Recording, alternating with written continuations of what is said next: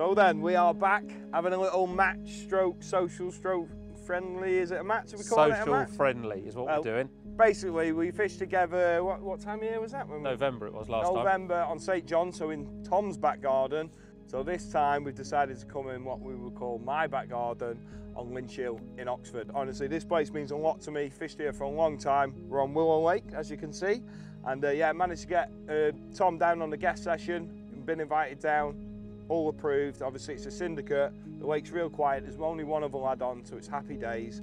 We've got 48 hours to pull it out of the bag. One fish between us is a good going, honestly. I know, I've only ever been here once before, and that was about 10 years ago. Yeah, and I've been here twice. Yeah. This week. This week. This week. Well, yeah, we just got down. We're gonna go do a lap, see if we can find some fish, see where we're gonna go, get some buckets and some swims. We don't know what we're doing. I'll tell you a little bit about the lake and the stock and all that. But one thing I can tell you, well, we're in Oxford anyway. But yeah, this lake is full of some real special carp. Proper carp? They are. They call them proper carp here. Proper carp. I don't know, I fished for a long time and I'm yet to see a proper carp. So hopefully over this trip, they are special we're going to catch fish, a proper real carp. rare ones, real scaly ones. I know you love a scaly one. I'm all over it. He's known for catching if there's a the plain scaly. looking mirror in here, I'm bound to catch it. You're having a leather, you are. Yeah, he'll do. But yeah, we're here. We've got 48 hours ahead of us. Don't know if the lake's fishing. I've not been in contact with it, but hopefully we're going to we'll go around, hopefully find some fish and get some caught. But we'll have a good time either way. That's the plan. May the best man win. Let's do it. Socialise.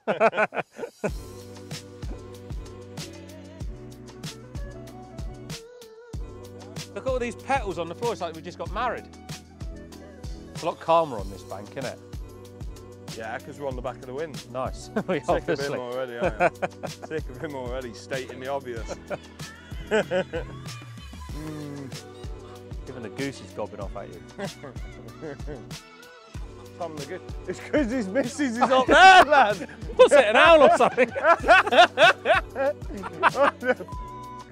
have you got all there, love? He's shouting at his miss. Is that where the nest is? Oh. Oh yeah, it's got a nest up there. Is it? Yeah. I've never known that. Mate, the ducklings are going to have to jump out. Welcome to the world.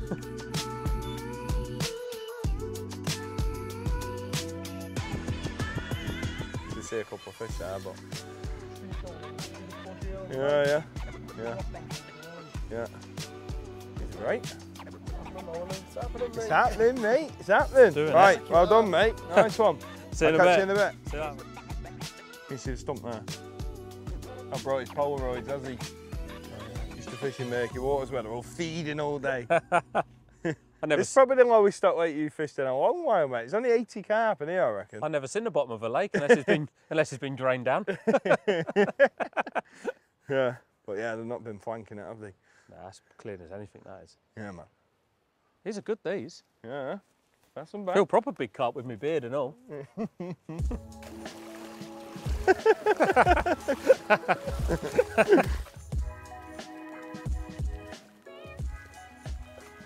I've even grown my beard fishing here and that big carp, innit? These lakes are actually full of, I've heard people say, proper carp. Oh. If I catch one, I can't wait to see what they look like. I must have been catching fake carp all the years I've been alive. Proper carp, here we come. If I blank, then obviously I'm not man enough. Am I allowed to say man enough in this day and age? Hey up! To fish for proper. As long as that. Even the trees are proper. I'm not fishing with this wind in my face. No. I like a bit of comfort. You would now chat what? No chin to be chattering in this. Chin to be chattering. My honest opinion, regardless if we're split up or not. I feel like it's a bit early for me to say. I'm gonna sort of just hold my horses a little bit, just because I know that these definitely like a show. They haven't really showed this morning, so it might be daytime shows, could be night shows. Obviously, I'm gonna get myself sorted at some point. But if I was a betting man, as is anywhere really, it's more of a, if you ain't finding them, not seeing something to 100% go on. I think where we've sort of chucked the bottles there, middle diddle, great views, back of the wind, nice and comfortable. You know what it's like, if you set up on the end of this cold wind, you're going to be tempted to sort of hide away from it a little bit, whereas over there, you're going to be in lovely times in the sun, sunbathing, a bit of factor 50 on. chill for a bit then. And yeah, but that's what I'm thinking. But by the time we've got the kit out and all that, you know, and get down there, they might be showing somewhere by then, and it's all changes. These fish are flighty, they will go here, there and everywhere, especially if they're getting pushed around, but I think it looks good, mate.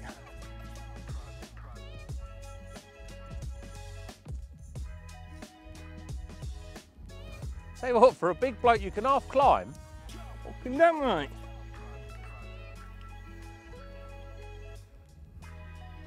Do you always put the angel on the Christmas tree, do you? Oh, we're recording this. This is going to be gold. I can't even get my leg up. Get your knee up, lad. Problem is with these trousers, they're quite tight. Oh, like a proper sailor.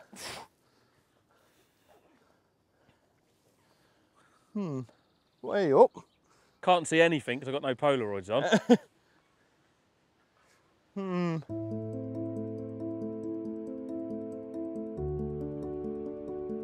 So you're going to go in the flyer, and I'll just go next door then, yeah? Apparently basically, me and Tom, we're going to aim for this. We have seen a couple of fish sort of in this area, so it's enough to sort of start off. We can't just be waiting around all day for what might not happen. So we're going to start central. Tom, I've been graceful. Give Tom first choice to swim. You know, just like you did in my back garden, in your back garden. No, you didn't, did we? We drew straws. No, we drew straws. We should be drawing straws, mate.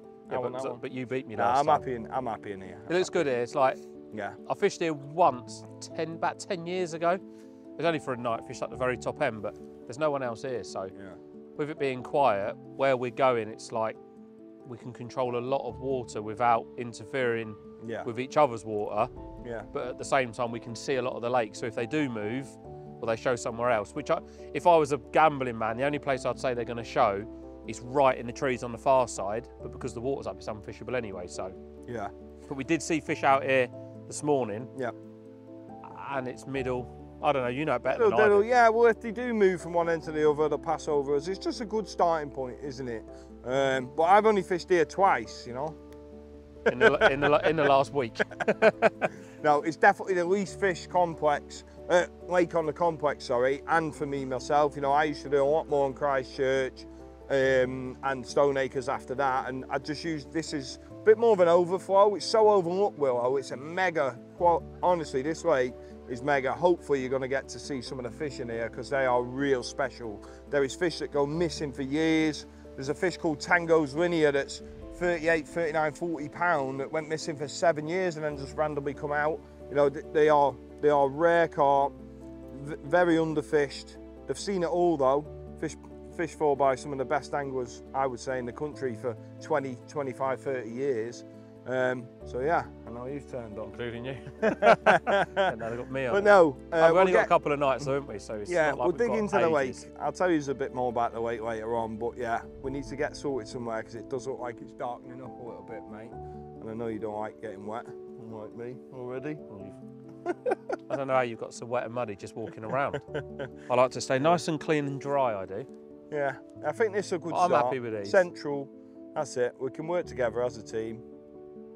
But yeah, no doubt I'll be mooching around, climbing trees, baiting a few spots. It's just what I do on here. It's called, like I was just saying, it was a bit more of an overflow. If it was busy on church, I'd drop on here. Or in the days, resting the swim over there was a great advantage. And I'd just come around here with a stalking rod, bait a few edge spots, do another lap, and generally you might find 1 or 2 carp, just having a little go. It's great on the surface, but obviously it's a little bit early in the year. You know, what are we, early April here now. It's a bit early in the year from getting in the edges, but you just never know. Big carp, yeah? Big carp. May the best man win. Are we calling it a match? Are we calling it a match? It's a match. No match.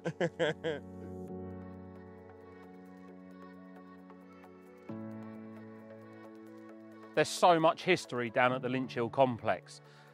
I've actually only fished it, believe it or not, once, and it was probably going back 8 to 10 years ago, I reckon it was, and it was only for literally, and I know we all say it, a quick night. I was here and I was gone in the morning. I did manage to catch one, so it isn't like I've never caught a carp off the complex, but like I say, all of the lakes here on this complex are steeped in history. They've been fished by some of the greatest anglers that have ever gone carp fishing, and the carp are just mega old fish, you know. And they're not the type of fish that I would usually fish for, purely and simply because the places that I go, they're obviously heavily stocked, they're a lot younger fish, they're newer fish, they're faster growing fish. But the fish on here, you just have to take them for what they are, you know. And I mean, in Stone Acres alone, there's a couple of 50-pounders. Not that that's where we're going to be fishing, but even on Willow, it's a venue that I've been told doesn't get fished quite as much as some of the others, which makes these carp probably a lot rarer than the others, purely and simply because they don't see a lot of angling pressure. Now, one thing that's going to be quite interesting is, not knowing a great deal about the place, I'm going to go in with how I would normally fish. Because wherever I go, I know that method works. Now, I'm not saying it's not going to work here, but to have the opportunity to be able to try how I would fish everywhere else is going to be rather interesting, because these carp, I've been told, and I know, are very wary fish. The way in which I fish can be quite noisy, in a sense of finding a spot could take a bit of time. Putting the bait out via a spom, obviously that's loud. Trying to get 2 or 3 rods accurately on a spot can also take a little bit of time. And Willow is small, you know, it's probably the smallest venue that I've fished for a very long time. And small lakes, even though carp can be very easy to spot, sometimes are the hardest. So I'm very excited. I'm super excited, obviously, to be able to be given the opportunity to fish here. If I catch a carp, it will be amazing. Yeah, it's going to be, I'm just very excited. You know, I fish a lot of different places, and that sort of keeps the fire burning for me, so to speak. But to come to somewhere like here where, you know, I could catch carp that are older than what I am, yeah, I do have that buzz about me for places like this. It might not show on the other places that I fish, but places like this, I know the history of these sorts of venues, and to have an opportunity to fish here and potentially catch a fish is really exciting.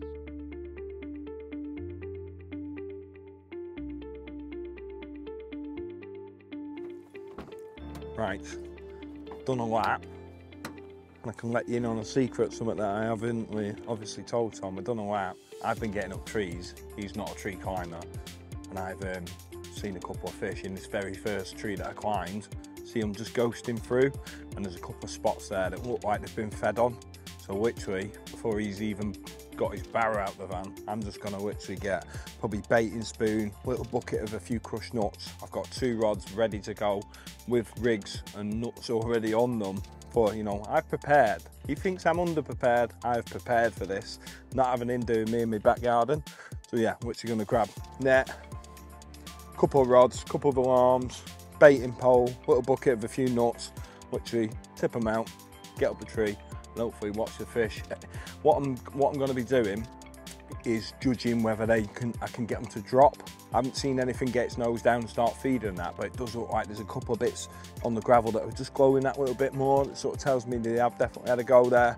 Sun's beaming in the corner. Hopefully there's more fish turned up there now because we've done a lap. But yeah, going to get the kit, get round there, get sorted. And then, ready to go. 1, 2, 5-ounce flats. That's a good one. Let's go. There we go.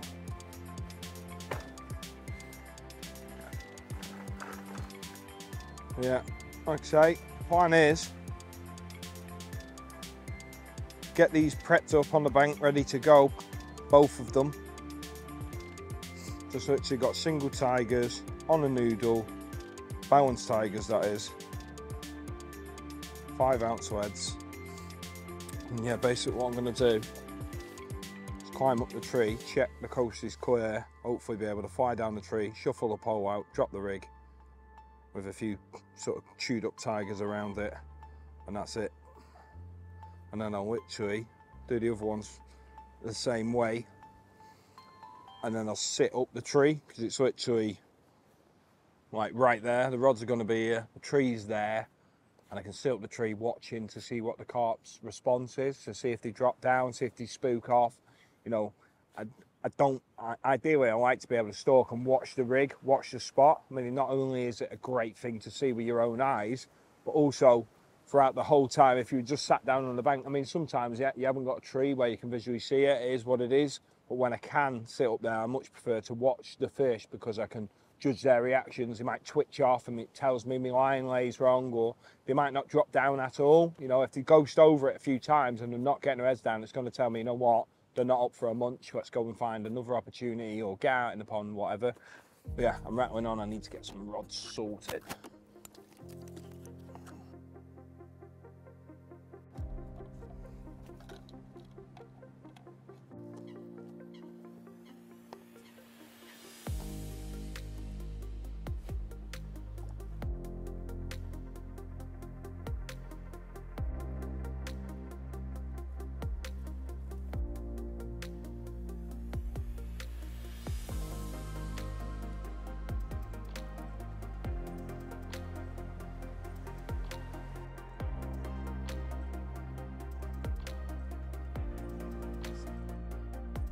Before we start, just had to go down and lighten the load. Proper toilet, I may add, as well as proper carp.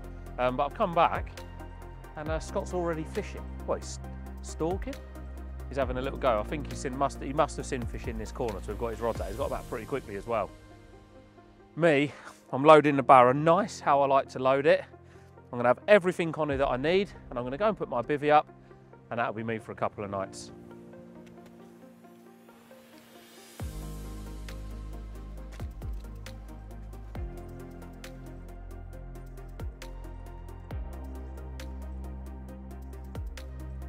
Through, they're literally doing just that, cruising through, but they are all heading that way, all coming from that way, which is where I've got my bottle anyway, so I'm happy to go and get set up, ready for the night, I reckon.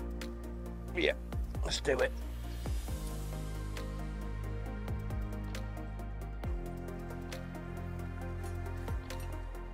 Whilst I was down in the toilet, I spoke to one of the members that's on here. Sort of told him roughly where I was going on Willow. Now I don't always go by what everybody says, but it's always a starting point, certainly when you've never fished somewhere before. And he said out in front of where I am, between sort of 14 and 15 rod lengths, is sort of a likely area. So what I'm going to do is, before I set anything up, because even though we've bucketed these pegs, we're not sort of set on going in these pegs, just have a little sort of lead around the area that he's talking about, because I have seen fish out here this morning, and it is, like I say, it's middle of the lake, so it's a passing point for the fish. Now, one thing that we have got that's probably not really in our favour is there's only one other guy, and he's right up the very top end. Now, there obviously isn't a lot of fish in here, or certainly not as many as what would be in lakes that I'd normally fish. So I've got a feeling they're going to be quite spooky, they're going to be quite on edge, and there's no one to really push them back. So being in the middle is always a good bet, because the fish are going to pass you at some point, but I want to make sure I can find a really nice area. And like I say, this is very different fishing to what I'd normally do. You know, Scott started off by putting a rod, or a couple of rods, should I say, in the edge to try and stalk them. Now, I don't normally get the opportunities to do that on the places where I fish, but what I do, and what I do that I know works, is finding a clear area and present bait over the top. And I can't imagine these fish are, not that they're going to be much different to the fish that I'd normally fish for. You're probably not going to be fishing for as many in a competitive feeding situation, but I'd rather have a lead around now, find a real nice clear spot, and if I do decide to stay in this peg tonight, I know then if I bait up, I can present rigs over it and ultimately leave them in position until they go. I don't think it's going to be the type of sort of fishing where I'm going to be re-chucking and re-spotting sort of every couple of 3 hours to try and entice a bite, but what I do want to spend a lot of time doing is finding what I would call the perfect area. So I know then that once the rods are in position, the bait's over the top, that I've found the best possible spot within my swim, and I'm not going to be waking up in the morning thinking, well, if I'd have leaded around for a little bit longer, I might have found somewhere that's a little bit nicer. So yes, that's what I'm doing now. I'm getting a leading rod out. I'm going to have a little lead around to the sort of area that that guy told me, and yeah, basically just trying to find the best possible area that I can in this swim, should I decide to put some bait out.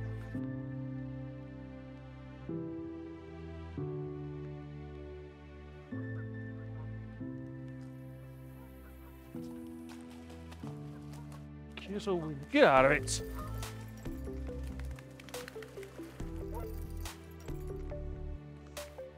Proper geese. Ooh.